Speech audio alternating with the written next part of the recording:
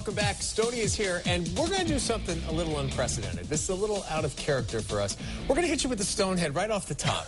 Because this is a week where the Stonehead isn't really all that, it's so questionable. It's pretty obvious. Jim Joyce, our buddy, our pal, despite the fact that you, acted like a mensch, as they say, a gentleman, the whole good loving thing, I'm sorry. You blew a perfect game. He's out! No, he's safe! You said it. You bleep-kicked the call. Jim Joyce, you're the Stonehead! As we're on this topic, we can jump into it a little bit. You think Selig did the right thing? Yeah, and I know that's not a popular opinion to a lot of people. I just think even though the game would have been technically over, I just don't see that the commissioner or anybody can go back a day after the game and change it. What I disagree with Bud Selig is, number one, he didn't make his comments like with his mouth and his, right. You're the commissioner of the sport. You stand in front of a camera and you address what has been the biggest issue of the year so far. Correct. That's number one. And he should also have said, you know what? We are going to definitely expand the use of instant replay. No ifs, ands, or buts, and call it the Galaragga rule. And he also never said he's not overturning the call. That bothered me. He didn't put that in black and white.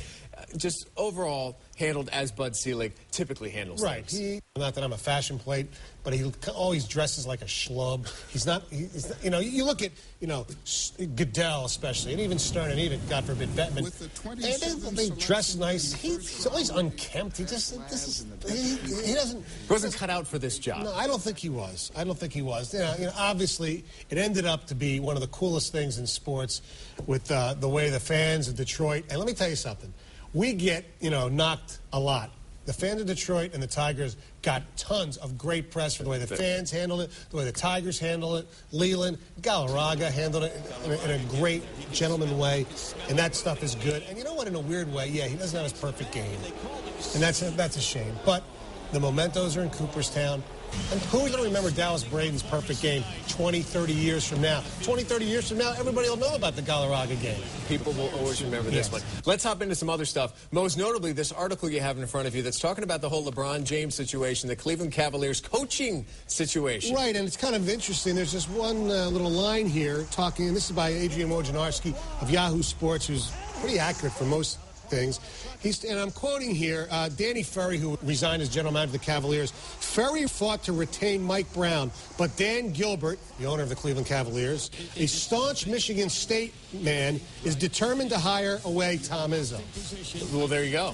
What are your thoughts on that? Well, first of all, if he does hire Tom Izzo away from Michigan State, I don't think any Spartan basketball fan will be rushing to buy loans from Quicken.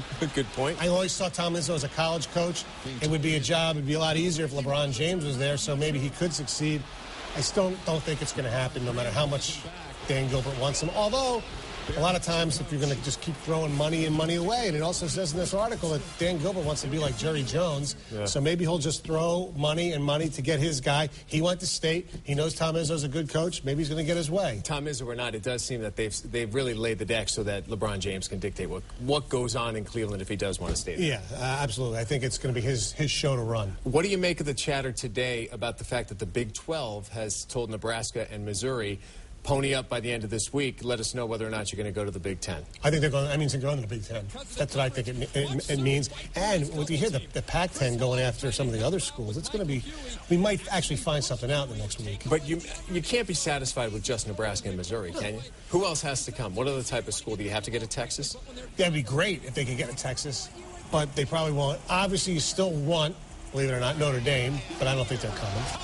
And then after that, I mean, really don't need Rutgers or Syracuse or any of those schools. If they get two, it makes it, oh no, they have to get three. They can't go from Big 11 to Big 13. So it's got to be 14 or 16. They got to get 14 or 16. Well, we usually end with a big bang, but we already nailed the Stonehead. Well, you know what? The big bang, Adam Everett. Another person the Tigers are going to pay to play for another team, probably. $1.550 million bucks probably down the drain. It's not a lot. He's a good guy, but I got no problem with it. He just wasn't getting the job done, and they could somehow find another catcher. Gerald Laird won't be far down the road either. You're probably right. That's Mike Stone. You can listen to him every morning on 97.1 The Ticket. How are those mornings going for you? They're going pretty good. Well, good. Thanks for joining us as always here tonight. Stay with us because after the break, not only Justin Verlander and Jimmy Howard, but a college hitting streak that's going to have to wait 8 months. I'll explain right after this.